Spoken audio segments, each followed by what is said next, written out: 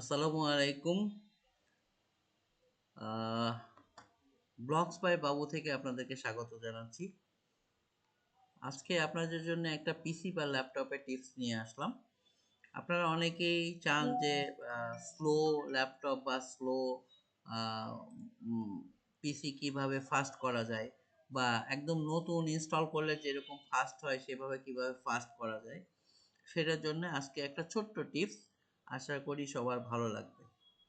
তার আগে আবারও বলছি, আপনারা যদি আমার চ্যানেলে সাবস্ক্রাইব না করে থাকেন তাহলে চ্যানেলটা সাবস্ক্রাইব করবেন এবং বেল বাটনটা ক্লিক করে দিবেন যেন আমি লেটেস্ট কোনো ভিডিও আপলোড করলে আপনারা দেখতে পারেন। ধন্যবাদ। চলুন দেখি আমরা কিভাবে পিসি ফাস্ট করব। তো প্রথমে আপনি আপনার ল্যাপটপ বা পিসির উইন্ডোজ বাটনে ক্লিক করে আর আর লেটারটা ক্লিক করবেন। তাহলে আপনার রানটা চলে আসবে। রানটা চলে আসলে আপনাকে করতে হবে কি, টেম্প লিখতে হবে, টিএমপি, টেম্প লিখে এন্টার দিবেন। এন্টার দিলে আপনার কিছু ফাইল আসবে। আমি এইমাত্র কিছু ফাইল মানে ক্লিন করলাম, যার কারণে আমার এক্সট্রা ফাইল নাই।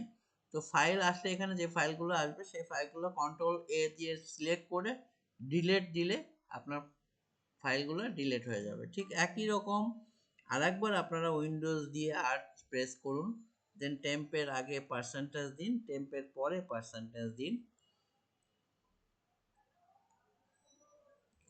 দিয়ে এন্টার দিন।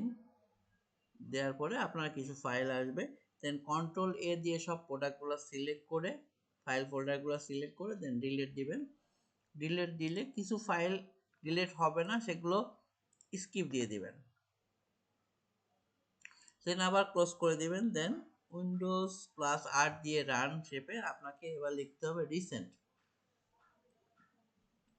রিসেন্ট লিখে এন্টার দিলে পরে আপনার রিসেন্ট যে ফাইলগুলো কাজ করেছি সেগুলো আসবে। আমি খুব শীঘ্রই একটু আগে করেছি, এই জন্য মাত্র একটা ফাইল রিসেন্ট আছে। আপনার এখানে 100-150 ফাইল রিসেন্টে থাকতে পারে। দেন আপনি এটা ডিলিট দিয়ে দিবেন।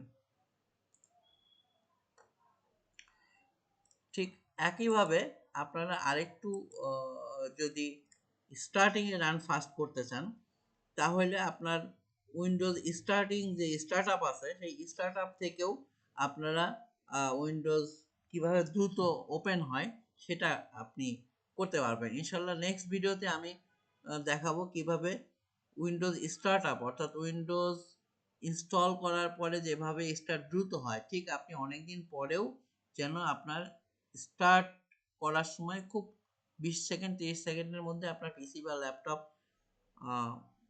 ওপেন হয়ে যায়, সেটা কিভাবে করতে হয় দেখাবো ইনশাল্লাহ নেক্সট ভিডিওতে। তো সবাইকে ধন্যবাদ। আসসালামু আলাইকুম।